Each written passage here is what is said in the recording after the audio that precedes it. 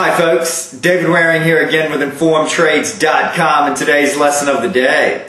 In our last lesson we continued our free Forex trading course with a look at the second category of things that move the Forex market, capital flows.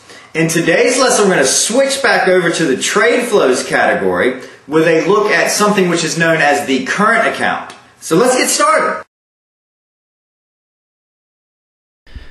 While the concept that we are going to be covering here is fairly involved, I'm not covering this because I feel we need to know all the details, but because having a general understanding of how the flows of money in and out of a country are measured is important to help understand how the value of the currency is affected by those flows.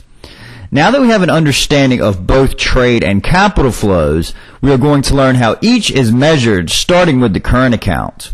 The basic formula for calculating the current account for a country is exports minus imports of goods and services, which is also referred to as the balance of trade, plus net factor income from abroad, which is basically interest and dividends, plus net transfer payments. These are things like aid given to foreign countries.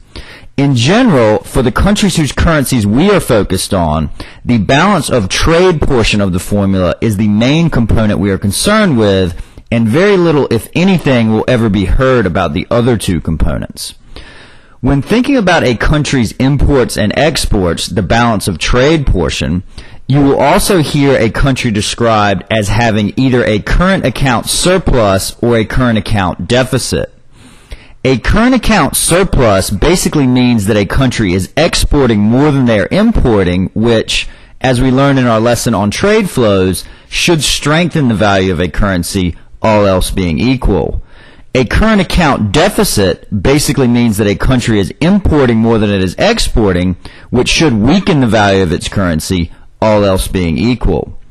If you remember from our lesson on trade flows, I gave the example there of a U.S. company needing to import $1 million worth of steel from a Canadian steel producer. Just to give a simple example, let's say for a second that this was the only transaction that both the United States and Canada did with foreign countries. If this were the case, then the United States would have a current account deficit of $1 million and Canada would have a current account surplus of $1 million. Now, obviously, there are millions of transactions just like this one which go on between countries all over the world. The current account measures these transactions so we as traders can have an idea of whether the value of a country's currency should be increasing or decreasing based on the trade flows of that country, all else being equal. As of this lesson, China has the largest current account surplus at $363 billion US dollars, and the United States has the largest current account deficit at $747 billion US dollars. It is because of this that many argue China's currency is too weak and the US dollar is too strong, two imbalances which have started to right themselves over the past year. Here's a graph of the current accounts of some of the other major countries whose currencies we are focused on, so you can have an idea of whether those countries are more import or export oriented. As we will learn, this is something which is going to be important when analyzing economic data relating to those currencies. That's our lesson for today. In our next lesson, we'll look at how the capital flows side of the equation is measured, so we hope to see you in that lesson. As always, if you have any questions or comments, please feel free to leave them in the comments section below, and good luck with your trading.